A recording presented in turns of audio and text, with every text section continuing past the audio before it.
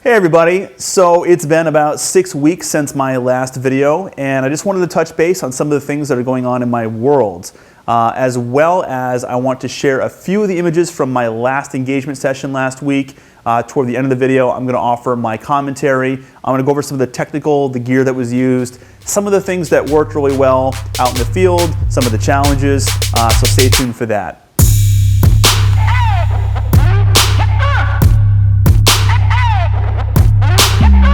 First off though, this is officially my off season as a full-time professional photographer here in South Florida.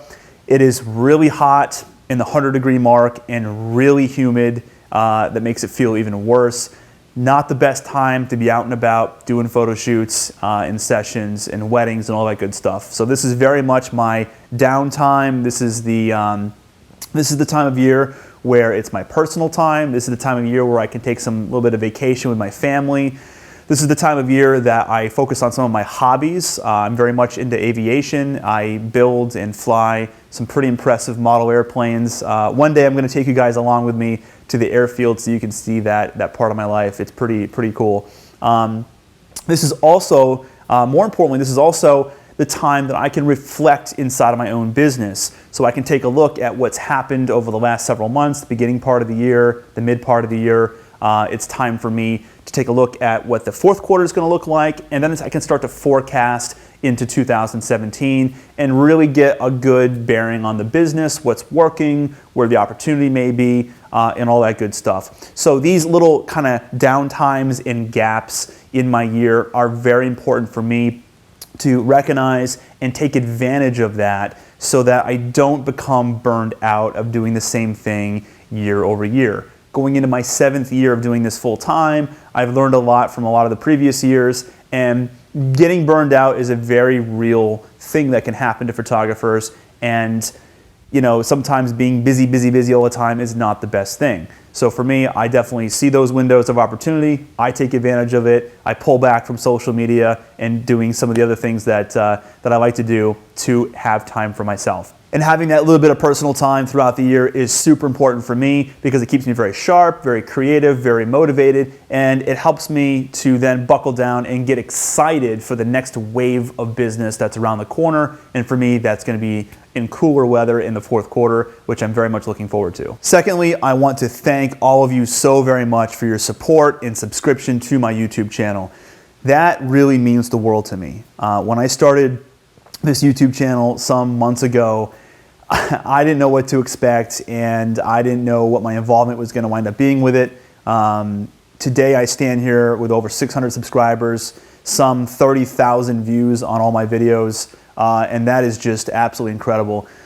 I've learned getting YouTube subscribers is not like getting fans on Facebook or followers on Instagram. It is much more difficult. So those numbers are very inspiring for me as a content creator and as somebody that genuinely wants to try to connect with my target audience. So I appreciate that very much. Your support and subscription, comments, and so on, that's what helps motivate me to continue making videos and to do them more frequently. So I really do appreciate that support. So I'm gonna come out and say YouTube has become my social media platform of choice this year. And as a result, I've pulled back significantly from involving with Facebook and Instagram. Still think they're great platforms. I still think that they're awesome for what they're designed to do. But for me, my goal is to really truly connect with people on a much different level, and I needed more. I demand so much from myself, from my business, from my assistants and production assistants, everybody in my world. There's a lot that I expect, and there's a lot that I strive to do, and I just needed more than just static updates on the other platforms. I really needed to create something that was bigger than that and something that really sort of justified, I think, my time. The difference is I want to make these videos, I want to get my content out there, and I want to connect with people in a much more serious way, in a much more one-to-one way, and I want to put myself out there in that regard, and I can't necessarily do that with the other platforms. That's why I love YouTube so much, above and beyond. Anyway, so that's what's going on with me, with social media. That's why I'm doing YouTube. The whole point of me having the channel was really to educate and to inspire. You know, I want to help educate my clients and other photographers that are starting out.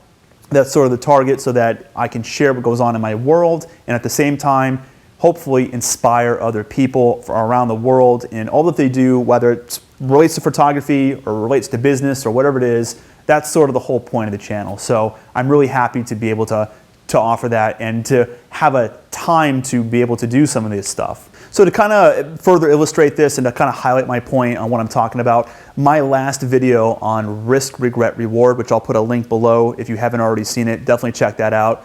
That was a serious, emotional sit-down talk with me. It's a compressed kind of life story on how I moved from Vermont down to Miami, how I was in a career I really wasn't happy with, how I started my business, what some of the struggles were, what some of the successes were, and how all that kind of happened.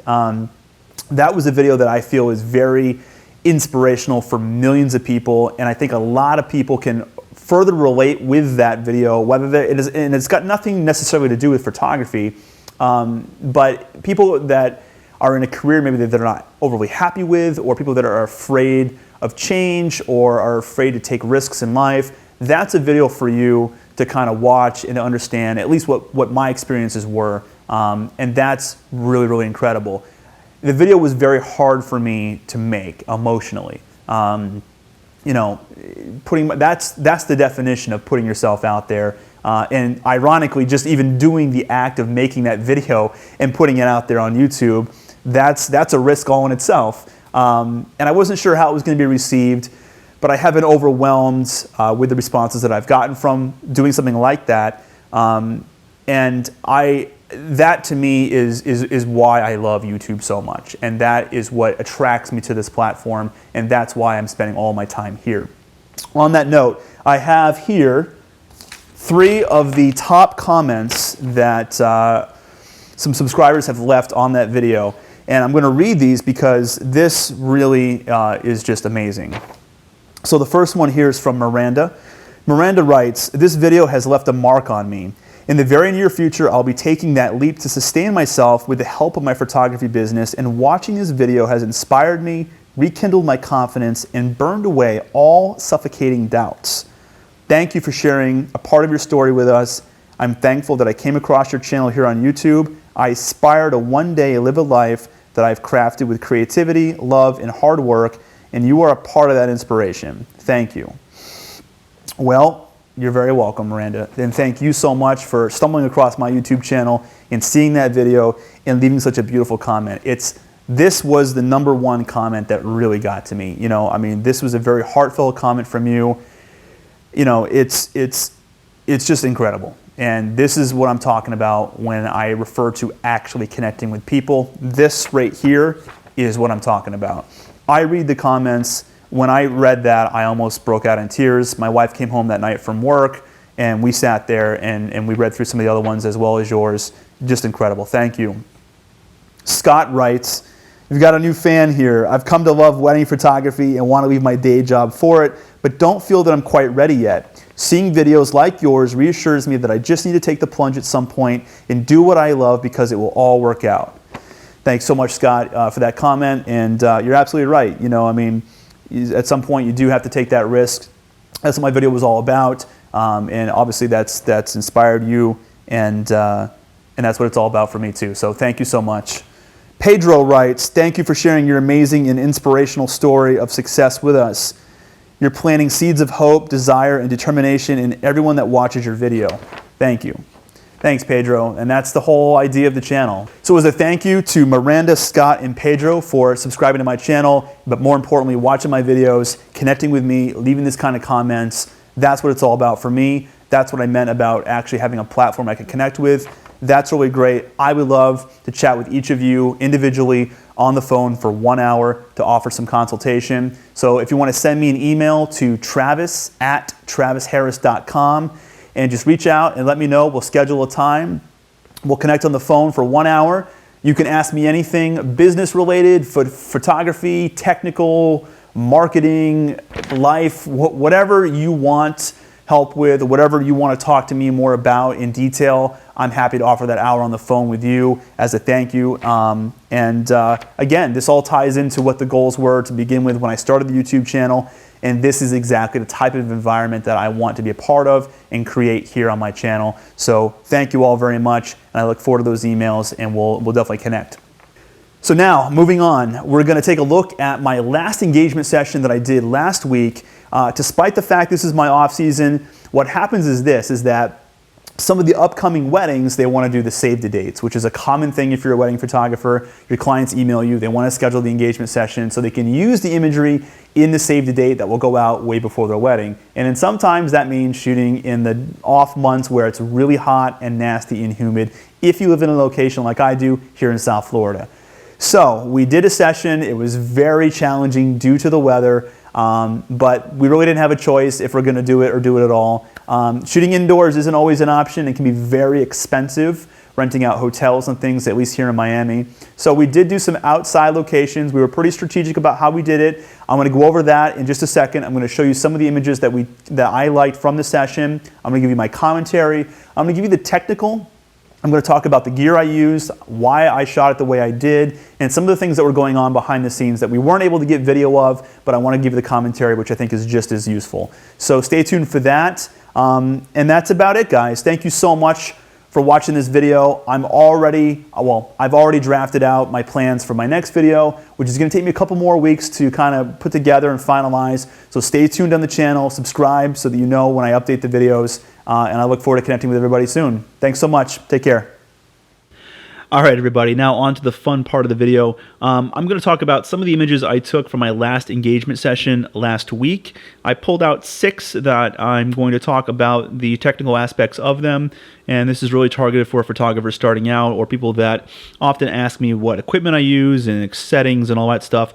So I'm going to talk about the camera, the gear, the lighting, the pose, and anything else that I can think of that was relevant to each of these 6 images, and hopefully that gives a nice idea on my thought process when I'm out in the field working with clients. So we'll start here.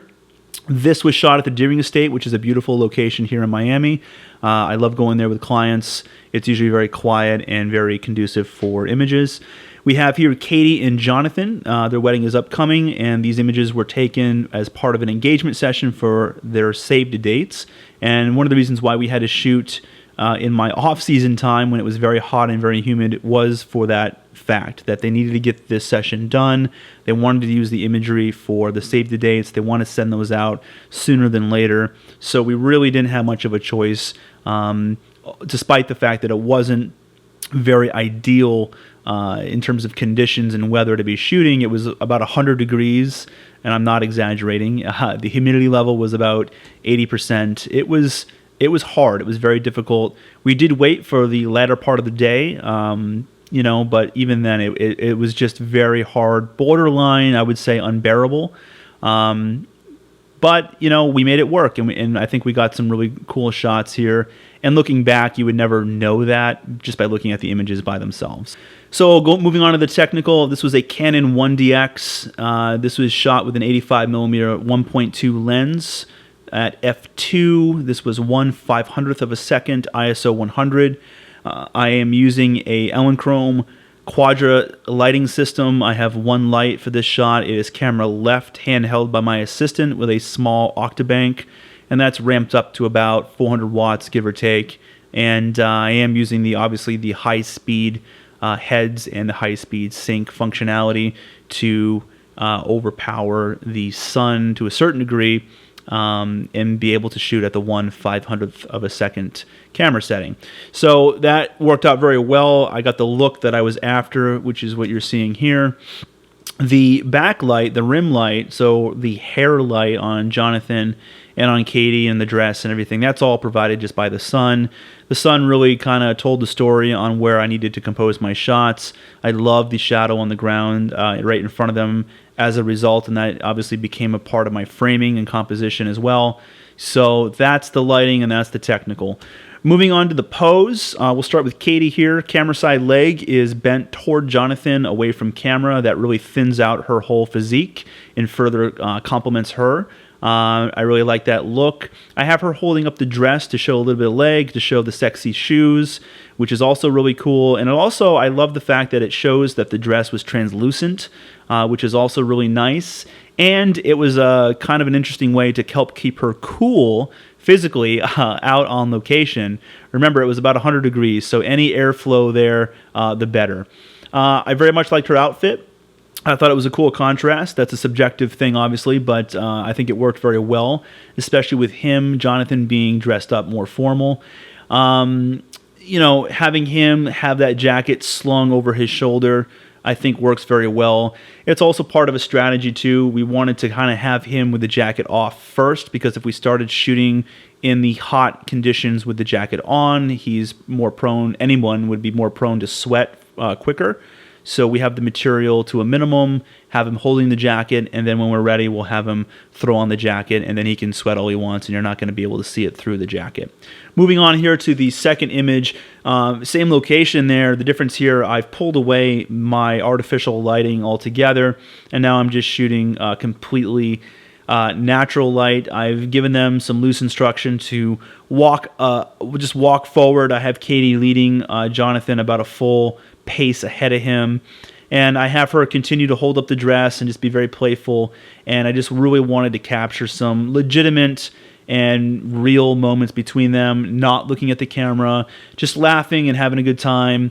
And for me, I'm quite a ways back, so I can use the compression of that 85mm lens, which is the lens that I'm using here. Exposure value here again is at f2, all natural light, and I'm just exposing for them.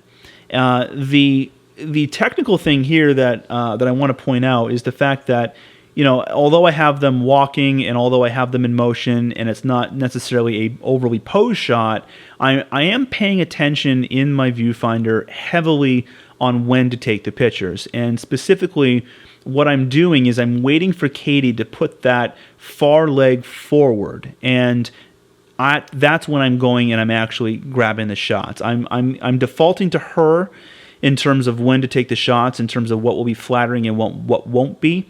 Arguably, when you see someone walking, not every single stride is going to be flattering in a still image. If it was a video, it wouldn't really make much of a difference because you're watching a live video. But when you're taking when you're taking a static shot, how they look in those static shots, although there's movement, becomes very important. So in this case, I'm ensuring that I'm taking the shots when her legs are crossed over. That gives a nice thin look to her, and it's just more flattering for anybody, regardless of who they are or what they're wearing. It just really works well. So that's it here. Just playing with the dress and have him interacting, smiling back and forth. I probably took 40 shots of them in this little segment here, and they got many of them. Some of them they were leaning in closer, almost kissing, rubbing noses, and I'm just having a ball. I'm just having a dialogue with them this entire time. I'm yelling different things to them. It's myself and very much my personality that I think comes to life during sessions where I'm also just there along for the ride. I'm having a good time, and I'm just saying funny things, and that's really what's evoking some of these emotions that you see in the shot. So there's the kind of the framework and the technical aspects of what's going on, and then there's my personality, and that's where I get that final look, and that's where I capture the shots. So now we move on to one that is a bit more stylized on the stairs. I have them posed together. This is all by design. Let's start off here with the technical. Once again, I'm shooting with the 85 1.2 at f2, and there's two lights now that I'm using. Despite the fact that the sun is still behind them, it wasn't enough to provide a good separation. So I actually have a Quadra with a high-power reflector way off in the distance, camera left, right up to about 380 watts, give or take. May have been 400 watts at full power, aimed at the back of Katie's head. Because the light was so far away, I got a nice wide spectrum and beam of light, which also encompassed Jonathan there as well, and her full side of her camera left arm. And that was all good. And it's just that little bit of kiss of separation light that edges them out, that pulls them out of the frame, and I really like that detail. And that also is true on Jonathan's camera left side of his jacket and tie area there. That highlight just looks really nice.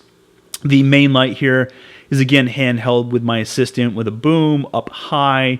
kind of pointing downward at about a 45-degree angle. And to be clear, it's pushed pretty far off to the right, almost in line with where they are. And then my assistant is just booming that out just slightly, ever so slightly, so that it doesn't get too flat. And that is important because that enables me to retain some texture and dimension in her dress, in her top, and in his suit and so on. So texture, dimension, mood kind of thing is what we're looking at here. The pose, I have them very close together, obviously.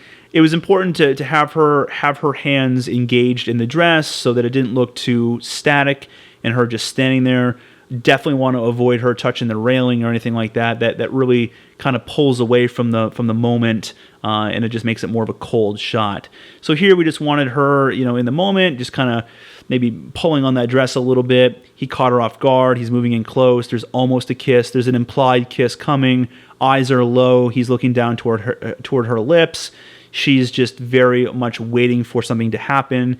And I love how her left hand with the ring is just up on her chest. Very, very, very feminine, very non-assuming. And then he's there as that rock and just has his arm right under her elbow and is very stable. So, I think the image works really well for what it is, and it kind of leads you wanting a little bit more out of it.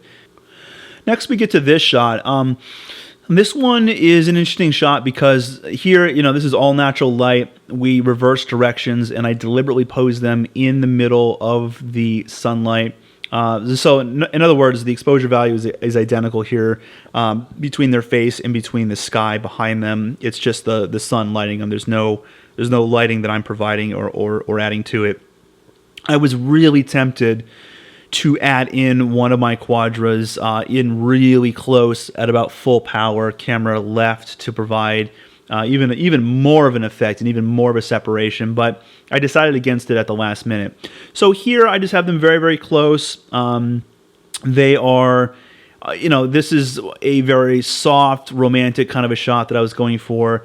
Katie's eyes were shut initially while I got the framing set up. And at the last minute, I had her open her eyes. It was very bright because she's looking pretty much directly into the sun there. She's looking a little bit lower than what the sun is, and that provides some nice shadow there on her eyelashes, right below her eyelids. And I really like that look. It's kind of a darker shot there in her eyes. Arguably, I could have had her chin up even higher and her eyes shut, and then I could have gave her a 1, 2, 3 count, and then open her eyes right into the sun for just a fraction of a second while I grabbed that shot, and then I could have got more light in her eyes as well. I have done that shot before with other clients, and it has worked really well, but this just came out the way it did, and I saw it right after I took it, and I just really liked it, and I thought it was sharp. There are some other variations of this picture that the clients were delivered. I probably shot maybe 4 or 5 other variations of this same kind of setup, but this is the one that I just happen to like the best. I really like the subtleties of the part in her mouth. I'm instructing her to take deep breaths, relax her face, so there's no crinkles in her forehead or along her nose line, and I'm just having her physically exhale through her lips, and that's what really gives that neutral look to her face, and it just, and I'm having her stare off in the distance. It really looks almost like a movie cover, It looks like that there was something else that was going on there. This looks very cinematic to me. This looks like this could have been a still shot from a full motion movie that I may have been inspired by. And I like that. And I love Jonathan's soft touch of his lips to the side of Katie's cheek there. He's just barely making contact there. And that's really, really nice. That really says a lot in this shot. It makes it very, very strong as a result. And then moving on to this next shot. Here, the technical aspects are the 85mm lens, again, shot at f2. 2 Elinchrom quadras for the lighting. One is camera left as a backlight, as a separation light, and it's back a very good distance away so that I have a very wide spectrum of light coming from the camera left rear direction. And that's really good. That lights up her hair, that lights up her entire rear end of the dress, all the way from the waist right to the ground. And if you look closely, you'll see that the entire ground is actually also lit by that same light. It kind of looks like it may have been the sunlight going through the trees, but in fact, it was all in shadow behind them. So it does give a really kind of a cool dynamic to the shot. Gives a nice halo, even around Jonathan's hairline, which is really nice. And those little details are very important to me as a photographer. The main light is coming from my assistant. He is holding that light camera right on the opposing side there. Again, it's the small Octabank on a boom. And the power of those lights is dialed in just to get the exposure right where I wanted it. And off the top of my head, I want to say that the rim light was probably around 300 watts, and the main light was somewhere around 80 watts. What makes the image unique here is obviously the compositional element of the foreground being out of focus, and that's accentuated by the f2 aperture. And I found a plant there in the foreground that sort of matched the color of Katie's dress. So that was very much what led me to this composition. I thought it worked well. I thought it was kind of clever, and it's just a little splash of color, which was nice. So now we get to this last shot of the two of them together, and the technical here is this is again 85 millimeter shot at f2, and the lighting here is I have my separation light. Again, the Quadra is dialed up with the high power reflector camera right far in the back to give enough spread so I get nice light on both of them from the back side. And then my assistant is holding the boomed small Octabank camera left pretty close so that it minimizes the shadows as much as possible. So this is very much a leg shot for Katie, and my mindset here is that, look, you know, if you've got nice legs, you might as well show them, because one day when you're much older in life, you know, you're not, and it's nice to be able to look back at yourself at an earlier part in your life when you looked your best. And that's the whole kind of point, I think, of doing these photo shoots. To begin with, it's, you know, you're marking a point in your life where you're young, you look your best, you're about to be married, you know, and it's just really nice to show off yourself in any way that you can, so that you can look back later on and really see how you looked. So in this case, Katie had great legs. We wanted to show that. So I needed an excuse to do that. So here I have Jonathan sitting on the edge of a picnic table that was there, Katie up on his lap. They did bring some wine, and this was also a nice opportunity to bring out the wine, have Katie in his lap. I have her camera side leg crossed over, the other in Jonathan's direction, which implies that she's all about him. She's, you know, the body language is posed into Jonathan and not away from him. Important detail, I have her pointing her toes down as much as possible, and that tightens up her legs as much as possible as well, and gives a nice lengthening look to the legs. We have the dress obviously pulled so that it showcases that as well. Jonathan's tie undone, the wine, the whole thing really comes together with Katie's back arm there kind of around his neck. And then it's just a matter of getting that expression. And after I had the framework all set up, it was just a matter of me saying some funny things, and just even me, myself, projecting my personality into that moment with the wine. I think I made some comments like, you know, where's my glass of wine? You know, I need something too. And, you know, it's just things to get them to relax and to smile. And it's that spontaneity. It's that spontaneousness that I let myself as a photographer go. I am anything but you know, I am not rigid at all on these photo sessions. I am very much laughing and having a good time. I'm pushing the envelope. I'm saying whatever it takes to get the results that I sort of envision in my head. I saw this shot in my head, and I wanted to create it. I got several variations of this very picture. You know, they got probably 10 other shots that were similar, but, you know, were also a little different. Some looking at each other, some kissing each other. You know, so, you know, between all of them, I happen to like this one because I said something and it just parted them a little bit, and they had that excitement in their face, and I really liked it. F2 on that 85 millimeter lens gives me this really nice depth of field and sharp contrast in the focus, which I also really loved. And there you have it. So that's it for this round of image review. I also wanted to make a point that, not all of the images taken on the session where I used my lighting. There were a couple there that were naturally lit, and I think it's important that even though I have powerful lighting that I'm using on these sessions, I'm also taking advantage of natural light where it makes sense. And I'm doing it in a way where the natural light shots, when they're paired up with the other artificially lit shots, there isn't a big delta in quality between the two. They complement each other very well, and they fit together extremely well when the images are grouped together in like a blog post, or if these were going to be printed in a book of some type. There isn't a big disconnect between the artificially lit shots and the ones that were naturally taken. So that's really important, I think, for any photographer to hone in on their skill set and know when they can use hard light and soft light and natural light, and how to pair that up with artificial light. That's a really important thing. Okay, and I'm going to leave you guys with that thought, and I'll see you all in the next video. Thank you so much for watching.